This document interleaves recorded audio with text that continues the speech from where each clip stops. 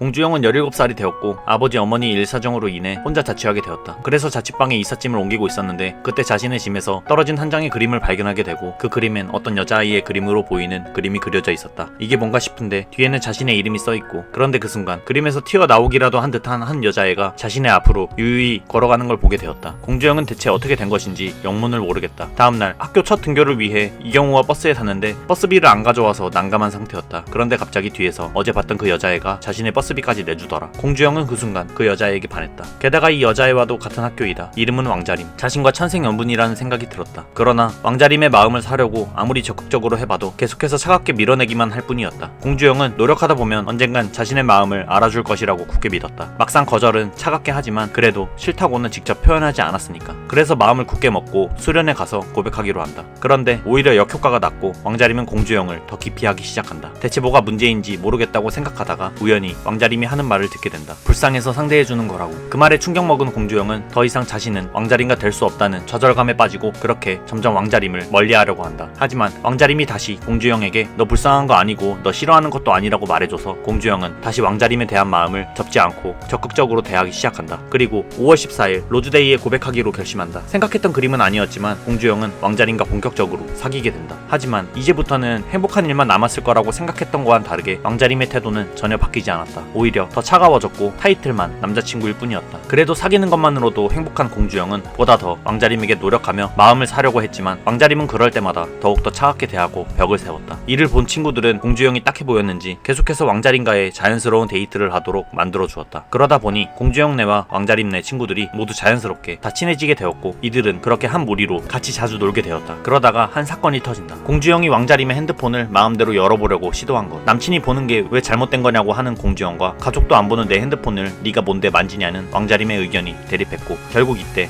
한번 헤어지게 된다. 어렵게 사귀었는데 쉽게 헤어진 걸 너무나 후회하고 힘들어하는 공주영과는 달리 왕자림은 차라리 잘 됐다고 생각한다. 공주영은 다시 잘해보고 싶기에 붙잡으려 노력했고 왕자림은 이를 꿋꿋이 거절한다. 그러다가 갑자기 순간 자신을 갖고 논 것 같다는 생각이 든 공주영은 그대로 왕자림에게 화를 내게 되고 이 모습을 본 왕자림은 매우 당황했다. 이것이 이의 본 모습이라는 생각을 하니 더 어이가 없다는 생각이 들었다. 그렇게 그 둘은 냉전체제로 돌입하게 된다. 허나 홧김에 이를 저지른 공주영은 자신이 왕자림에게 한 행동에 대해 너무나 후회를 했고 왕자림은 공주영이 한 말을 곱씹으니 자신이 너무했다고 생각을 하게 된다. 그렇게 그 둘은 서로에게 사과를 하며 다시 한번 사귀게 된다. 하지만 그렇게 다시 사귀었어도 둘의 사이에는 큰 변화가 없었고 이를 안타깝게 여긴 양민지는 이경우와 함께 하나의 계획을 세우게 된다. 바로 애들과 다 같이 계곡에 놀러가는 것이었다. 그런데 막상 놀러가니 양민지는 이경우에게서 이상한 감정을 느끼게 된다. 게다가 자꾸 이상하게 챙겨주는 것 같이 느껴지고 남자 안 사귀냐고 물어보고 양민지는 그 순간 이경우가 자신을 좋아하고 있는 거라고 생각하게 되고 왠지 모르게 설렘을 느낀다. 그렇게 한창 들떠있을 그때 이경우가 아닌 이경우의 친구 정상훈이 자신에게 관심이 있다는 듯이 행동하는 걸 보게 되고 이경우가 이 친구를 자신에게 밀어주기 위해 그래 왔다는 걸 알게 된다. 민지는 자신이 무슨 생각을 해온 것인지에 대해 너무 쪽팔려 했고 이때부터 이경우를 좋아하게 된다.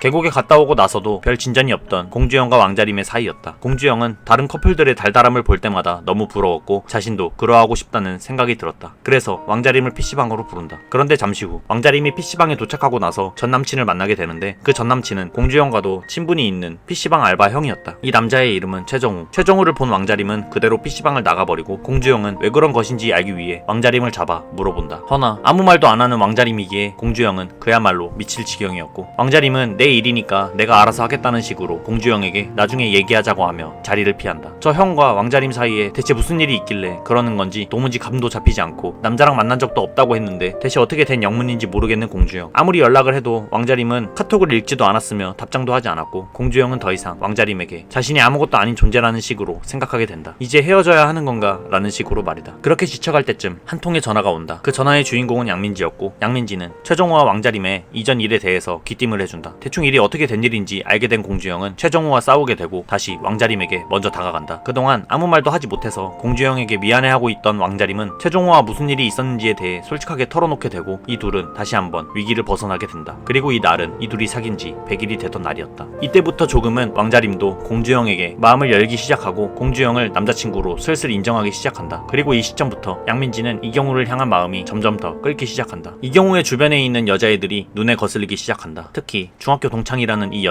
여자애의 이름은 기무리이다. 저 여자애는 이경우의 눈 상처에 대해서까지 다 알고 있는 듯했고 자신보다 더 가까워 보였다. 그리고 이렇게 신경이 쓰일 와중에도 옆반에 방해슬은 이경우를 소개시켜달라고까지 한다. 민지는 자신의 마음을 들키면 안 되지만 정작 이경우를 다른 여자에게 소개시켜주고 싶지 않았는데 이때 오아람이 소개시켜주지 말라고 말한다. 그리고 이경우를 좋아하고 있지 않냐는 식으로 말한다. 민지는 자신의 마음을 알고 있는 오아람에게 너무나 당황한 나머지 강한 부정을 했고 그리고 바로 방해슬과 이경우를 소개시켜주게 된다. 그리고 그 둘은 바로 사귀게 되어버린다. 민지는 다른 여자와 결국 사귀게 된 이경우를 보며 짜증이 나버렸고 이때 자신을 좋아했던 정상훈에게 시선을 돌리려고 애쓰기 시작한다. 한편 이경우가 여친이 생겨서 충격을 먹은 인물은 민지 말고 또 있었다. 바로 공주영. 사귄 지 얼마 되지도 않았는데 바로 키스까지 했다는 소식을 듣게 되니 공주영은 자괴감에 빠지게 된다. 그래서 솔직하게 그 말을 왕자림에게 직접 하게 되었는데 왕자림은 별 부정을 하지 않고 오히려 할 기회를 주게 되어 공주영도 왕자림과 첫 키스를 하게 된다. 왕자림 공주영 커플과 이경우 방해슬 커플이 더블 데이트를 하게 되는데 여기서 방해슬은 이경우와 너무나도 다른 공주영을 보면서 이경우가 자신을 좋아하지 않는다는 듯이 생각하게 된다. 하지만 서운하다는 말만 하려고 했던 것 뿐이었는데 이경우는 너무나도 갑자기 잘해주지 못할 것 같다며 헤어지자고 했고 그렇게 이경우와 방해슬 커플은 헤어지게 된다. 이 소식을 들은 양민지는 너무나 날아갈 기분이 들면서 기뻐한다. 그렇게 이경우의 이별을 위로해주는 파티를 열게 되어 친구들과 함께 볼링을 치러 왔다. 한창 볼링을 치다가 이경우는 친구의 전화로 잠깐 밖으로 나왔는데 거기서 중학교 때의 동창이었던 허나 사이가 좋지 않은 조승민네를 만나게 된다. 이경우의 아버지를 언급하며 이경우에게 시비를 건다. 네 눈에 있는 상처 사실 아버지 때문에 생긴 거라면서 이경우는 이때 생각한다. 이 사실을 알고 있는 건 공주영밖에 없는데 공주영이 소문내고 다닌 건가? 라고. 그렇게 그 둘은 잠깐이나마 싸우게 된다. 그리고 나서 이경우는 집으로 향한다. 이경우가 돌아오지 않자 걱정이 되는 친구들. 이경우는 그렇게 한동안 학교에도 나오지 않았다. 민지는 이경우에게 무슨 일이 생긴 건 아닌지에 대해 걱정하게 되고 공주영 역시 이를 걱정하며 이경우를 찾으러 이경우 집으로 가게 된다. 그런데 이경우 집 앞에서 이경우의 어머니와 만나게 되었는데 어머니는 이경우가 학교에 안 가는 걸 모르는 상태인 걸 보고 왕자림은 거기서 솔직하게 이경우가 학교에 안 온 지 좀 됐다고 말하게 된다. 그리고 그 다음날 이경우는 학교에 모습을 드러냈다. 공주영은 대체 왜 연락도 씹고 왜 그랬냐고 묻기 시작하는데 갑자기 이경우는 공주영의 멱살을 잡게 된다. 영문을 모르겠는 공주영과 진심으로 화가 난 이경우가 대립을 하게 되는데 그 싸움을 왕자림이 말린다. 엄마한테 너 학교 안 오는 거 말한 걸로 이러는 거면 자신이 그랬다고 하면서 이경우는 그렇게 반을 다시 나가버리게 된다. 공주영은 이경우가 대체 왜 저러는지 영 감이 잡히질 않았다. 그래서 친구들과 놀 때도 집중을 하지 못했고 왕자림은 그런 공주영이 걱정이 되기 시작한다. 그런데 노래방에서 공주영은 중학교 때 동창인 조승민과 마주치게 되었고 그렇게 시비가 털리게 되며 맞게 된다. 이를 왕자림과 김병훈이 제지를 하게 되고 왕자림은 이경우가 화내는 이유와 쟤네들과 뭔가 연관이 있냐고 물어보게 된다. 공주영은 그래서 왕자림에게 이전에 어떤 일이 있었는지에 대해 말해주게 된다. 이 말을 들은 왕자림은 이해가 가질 않았다. 지금 그럼 이경우가 대체 공주영한테 화가 난 이유가 무엇인지에 대해서 공주영은 말한다. 이경우가 자신의 눈 상처에 대해 말하고 다닌 것으로 오해하고 있는 것 같다고. 그래서 왕자림은 공주영이 잠든 사이 이경우에게 연락해서 직접 만나 말한다. 너 때문에 공주영이 조승민네한테 맞았고 네가 공주영 10년 친구라면 그 애가 어떤 애인지 잘 알 거 아니냐고.